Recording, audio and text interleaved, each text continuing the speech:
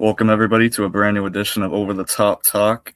I'm your host Owen, and I'm here with UFC fighter Damon Jackson. How we doing today? Doing pretty good, man. How are you? I'm doing amazing, especially because it's the first time we're doing this, getting to talk to someone within the UFC, someone who's fought a lot of fights. So, do you want to start with kind of telling everybody a little bit about yourself? Yeah, I've fought in the UFC for years. Fought in LFA, PFL, like kind of mix it up with Bellator. I've kind of fought everywhere, but yeah, so I've been fighting at Open my own gym about 2 years ago, and just turned into a coach now, and moving on to the next step. Of, everything and the evolution of the MMA is just growing like crazy. So it's nice to be to have my own place and to go through with these guys. So. Perfect. What kind of got your fighting career started? Wrestling. I started wrestling because of the UFC, but really the wrestling is what took everything off because it's you can train jiu-jitsu and train like everything that you want, but wrestling I feel like is like once you wrestled, everything else is kind of like easy. And I started wrestling in seventh grade and just took off with that and went to college and fought. That's when I started fighting, was in college. So I started training jiu-jitsu like my sophomore year of high school, but I did wrestling since seventh grade. So I'd say wrestling. Perfect. What was kind of your training like, building up to some of these fights? I mean, just different styles. You fight guys differently for each fight. So really, just like getting good at watching video is important, and then having a coach that you can like rely on to game plan with, is important. So just learning how to game plan, and then all the strength training and stuff like that kind of transitions from wrestling, from all the work I did in college and stuff, and like fighting's easy to me. It's kind of making the weight part that's rough, but as far as everything else, like the training camps, it kind of got very routine. Yeah, when did you kind of first realize, like, yeah, I can make it to the UFC? Honestly, man, I never had any other like thought. Whenever I said I wanted to do it, that was like all I planned on doing. So, I was playing baseball like crazy, like traveling all across the states, and I played everywhere for baseball. And like my freshman year, I was one match away from making it to state, and then I just decided that I was gonna go all in and. Um, and not play baseball and just focus on wrestling. So, I stopped playing baseball my freshman year and just focused all in on wrestling. And that's, I knew I was going to make it. I knew wrestling was, it had to be the base of everything. So, Perfect. Throughout, like, you obviously have a lot of fights. What would you say is your most like memorable one? I think beating Leonard Garcia like in LFA and then going to the UFC because it was just I had 9 fights in a year and a half when I went pro, so I had a lot of fights, which is a lot. And then I beat Leonard Garcia for the belt, and that was the first time I ever won the belt there. And then I got called to UFC like 2 weeks later, so it was kind of just a lot going on back to back, and that was definitely one of my favorite wins. I was scared to death, so it was nice to get the win. And kind of sticking on that topic, who would you say like your toughest or like hardest opponent was? Uh, well, I'd say Ilya. I fought Ilya, and I just thought that was going to be more of a grappling fight. I didn't think we were going to be standing up like that. So, I'd say Ilya is obviously the toughest one, but like I've had some really tough fights. I had one fight in LFA that I don't even know if the guy still fights anymore, but he someone pulled out of a fight. He stepped in. He was a weight class below me.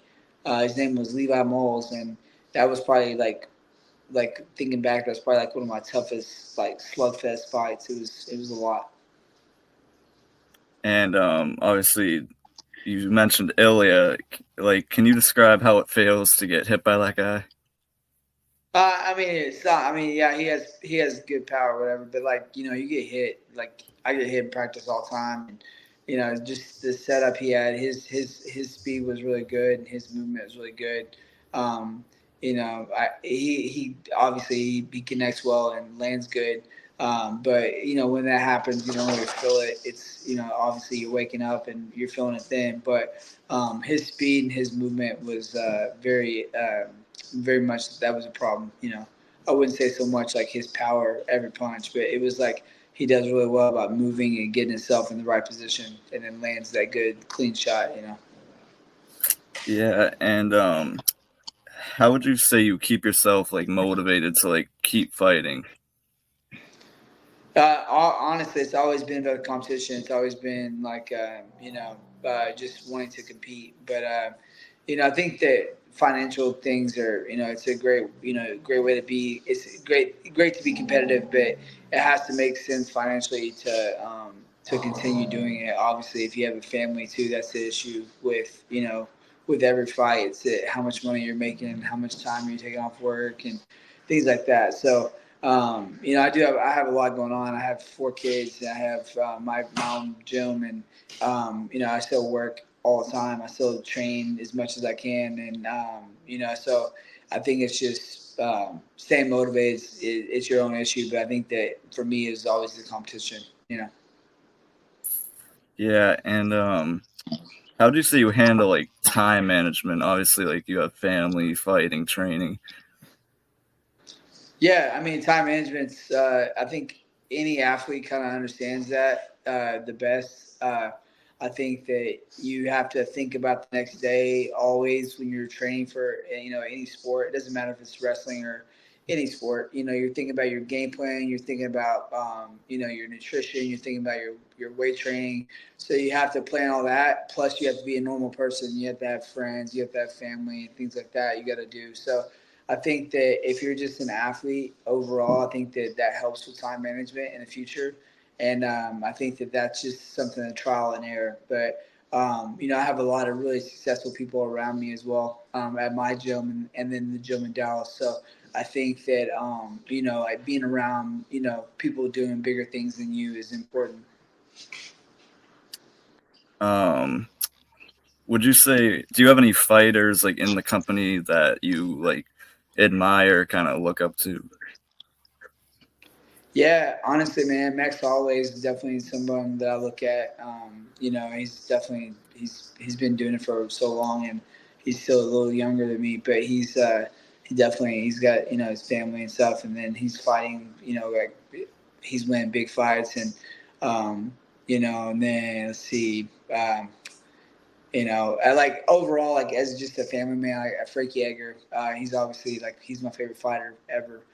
So to see him have the success he did while I was training, like while I was kind of up and coming, was really cool to watch. And he was always like a big inspiration to me. And he's got the big family. He's got a lot of stuff going on outside of fighting now. So it's cool to watch people, kind of grow when they stop fighting, and to see that continued growth is pretty awesome. Um, obviously with fighting, you have to make weight. Would you say you that was challenging for you? Yeah, I walk around like 175. Right now I'm like at 180. So for me to make 145 is not easy at all. So I think that that's also a big reason why some of my fights didn't go my way is because I didn't recover good, and I had a great camp and just didn't recover well from the weight cuts and stuff. And I kind of figured that out towards the end of my last couple fights, but you've been doing something for so long, you feel like you can, continue that same path. And, there's got to be some pivots and some things changed if I want to, continue staying at that weight. But, right now I'm just focused on some business moves and trying to focus on, live pass fighting. But, I do want to fight one more time, but I'm in no rush to to start doing that right now. I'm just focused on training, help my teammates, and then focus on my business. So. Perfect. What would you say is kind of like next for you, like once fighting's finished, like officially? Honestly, like I'm treating this like I'm done. Like I'm treating this like I never get to fight again. And just really trying to help my teammates out with training and stuff. And I'll do that for as long as I can. I really enjoy training. I enjoy it all, like the conditioning, sparring, drilling, all of it. So I'll continue to do that as long as I can. And then like life after fighting, I've already got my gym, and then making some moves on on a few things online, and then I'd like to get back into renovating campers or renovating some houses and moving in that direction, just because I like to work with my hands. So there's plenty of things. I have 4 kids, so it's like life after fighting is like just another day for me, because I have so much responsibilities outside of being selfish and only thinking about the fighting part of it. I have a lot going on outside of fighting. So, life past fighting for me, like it's going to be like, maybe I don't train as much, or I have some more free time, I guess, and I'll figure out something to do with it. But, I got a bunch of young guys at my gym. So, a lot of talent there for sure. Perfect. And you said you had 4 kids. Are they like interested in fighting at all? They've all. Can you say that question again? It was kind of breaking out. Yep. You have 4 kids. Are like any of them fighting or like interested in it? So I have 4 daughters, so I never imagined having them all wrestle. But it's really cool to watch them. They wanted to do it. My oldest did, and I fought her on it. I told her she couldn't do it for years, and then in the 7th grade they had it for the school, and she came out. She was a state runner up her freshman year, or her 7th grade year, and then her 8th grade year she won it, and then now she's in high school, and she's wrestling, and it's cool to watch them wrestle. And my other girls wrestle too. They don't wrestle full time, and I don't want them to do it full time, but they're at my gym like all the time, and they are wrestling. But it's pretty cool to watch them grow and go through the same things I did, and to help them out. It's pretty awesome. But I hope they don't choose fighting as a career. Yeah, it's actually amazing. Last question I have, for anyone that kind of wants to start, or like anyone that's looking into it, what advice would you have for that person? Man, it was breaking up one more time. What was it? Yep. What advice would you give to someone that's like wants to get into fighting?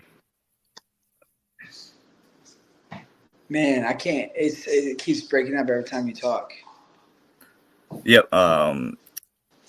Uh, what advice would you kind of hand to someone that wants to get into fighting?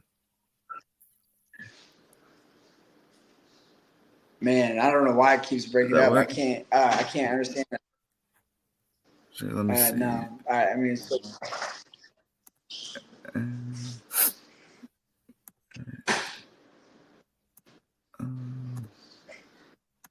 All right, how's it sound? there you go. All right.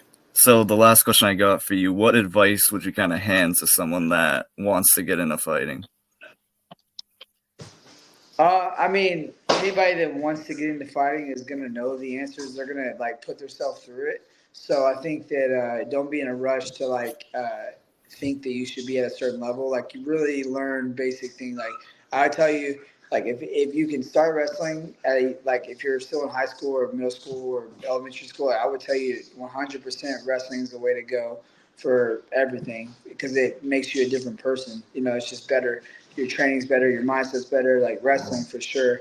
And then, outside of that, like, really just getting in the gym. Like if it's too late for you to join a team for wrestling in high school or, younger, then I would tell you to go out and join a jiu-jitsu gym and learn that grappling, because every fight's going to go to the ground at some point. So if you have that base layer of wrestling and jiu-jitsu, it really helps with, regulating where the fight goes, like either taking someone down or getting taken down. So I think that those two things are the best thing. And then, just try to become like a good athlete. Like that means eating good, sleeping good, getting good rest and recovery, and things like that. Like that are a lot of people put off to the side, and they just want to go spar, they want to go train.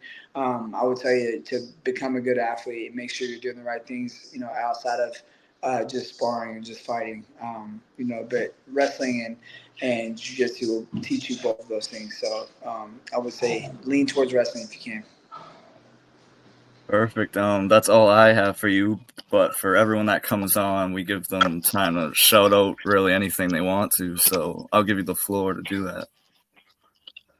No, I mean, I just appreciate everybody's support. Throughout my whole career, it's been pretty awesome. So, I appreciate everybody's support, and you guys check out the channel.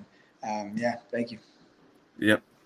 We always appreciate people coming on. You're our first fighter, obviously, so we appreciate your time. For sure. And for everyone who watched, please leave a like, follow, and I'll see you in the next one.